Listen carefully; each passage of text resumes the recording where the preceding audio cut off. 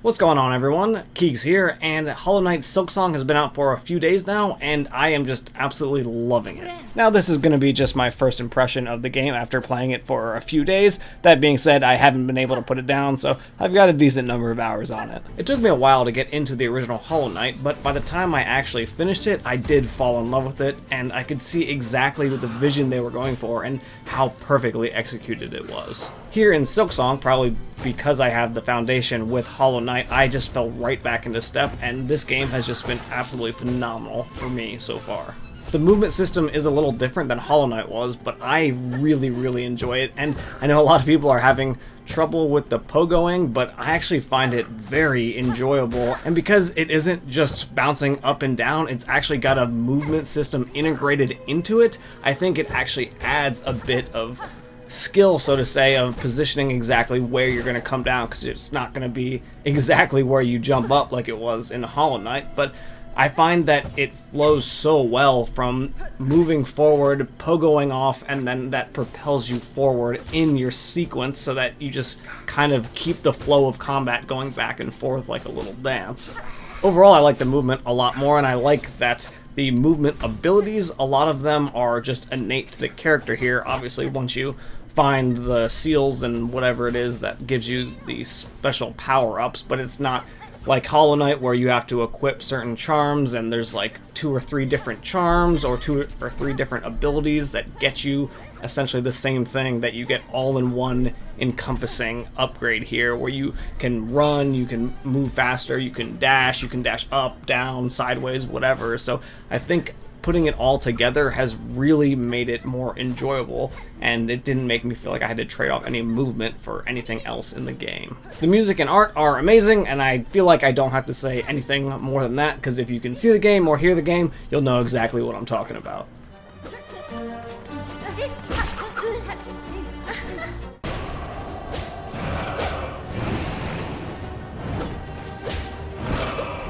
The main cons I have so far in the game are that you don't have very much health, and it doesn't seem like you're able to get too many more masks to add on. So far, I've only found 1 additional mask to add, but all the enemies seem to do double damage, or at least all of them have a move that can do double damage on you, and because of that, it really makes for interesting encounters that feel like you can go from 100 to 0 real quick in health. I mean, if you get trapped behind like a wall or something, a big enemy boss could easily do 4 mask damage, which is quite a lot when you only have 5 to start with, and I only have 6 because I've only found 1 additional mask so far. So I feel like that has made it really challenging, and granted, healing in this game is a lot more powerful than it was in Hollow Knight. It doesn't take as long, and you get way more masks back, so that I really appreciate, and it does take you more hits to get at least 1 healing opportunity, but I haven't had a problem with that at all. I think it feels a lot stronger, so I think the trade-off does make sense, but it's just annoying that every enemy does basically double damage, because it just feels like you're trying to get through a no-hit challenge on half these boss fights. And I think it would be a little better if the fact that there weren't so many ads in all of these boss fights, and even just regular fights. There's like a million enemies spawning in a lot of these fights. I'm looking at you, Beastfly, but when they throw so many different enemies at you at once, if you just touch the enemy, you take damage, especially like with Beastfly, where you hit him or run into him, and that's an automatic 2 masks. I feel like at least they should downgrade it so that if you just accidentally touch the boss, then maybe it's only 1 mask, but if you get hit by their actual attack, then that's 2 masks, especially when there's a bunch of ads flying around, and in some cases, there isn't anywhere to go, and there isn't always a place to get out, or if you make a mistake, it's very punishing in that regard. And what I really hate about that, especially about the touching the boss that gives you damage, especially double damage, is the fact that when you stun a boss, you would think that you can't take damage, but you can. So if you get too close to a stun boss, or if you're just happen to be pogoing off him when you stun him, it kind of breaks your movement, so you ended up falling on the boss, which then gives you damage, which I don't think should be the case. At least give me like a few solid iframes so I can get out after you broke my movement with the flow and pace of combat before you make me take damage again if the boss is stunned, because realistically you shouldn't be taking damage if the boss is stunned. That's the whole point of stunning the boss. The other thing that I haven't been a huge fan of is the crest system. I think it's a little strange. Like the way charms worked in Hollow Knight I liked a lot more, because you could add and tailor your build a lot better than you can with the crest system. Changing crest, I just don't think it's as intuitive or as fun, and it's putting different charms of different categories is a little annoying. Like I'd like to be able to put like 4 charms on, but whatever charms I want. It doesn't have to be of that specific category, but maybe that would make things too OP, especially with the tool system.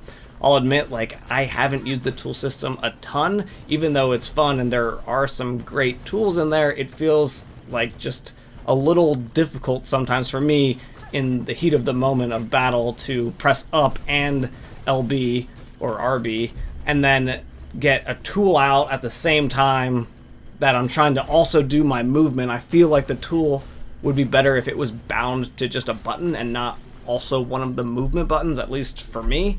I think that would really go a long way. That being said, I love, like, Threadstorm is my favorite move right now, so obviously that's bound to the same button as the tools, so if you don't have the movement on there, then you might not be able to get it out. But I don't know. I just know that I would rather have a system where I could just press the button and then the tool would go out, instead of me having to use one of my movement buttons for that same exact thing. Also, I love that Hornet actually talks in this, because she's like actually a protagonist, so to speak, and not just a voiceless, nameless hero of the realm. And the story, I think, is actually a little better, probably, or at least it's a little more straightforward for someone like me to be able to actually follow it. But let me know, do you like Silksong more than the original Hollow Knight, or do you think it's too early to tell? Personally, I think I like this one more than the original Hollow Knight at this point, but that could change very quickly when I get to the next boss that I can't beat and I want to throw my controller through the window. I'll be back with more Hollow Knight Silksong content as soon as I get a little further into the game, beat a few more bosses, and I'll start uploading different shorts and things to get to different areas that I thought were semi-helpful at least. But I'm Keegs, and I'll talk to y'all later.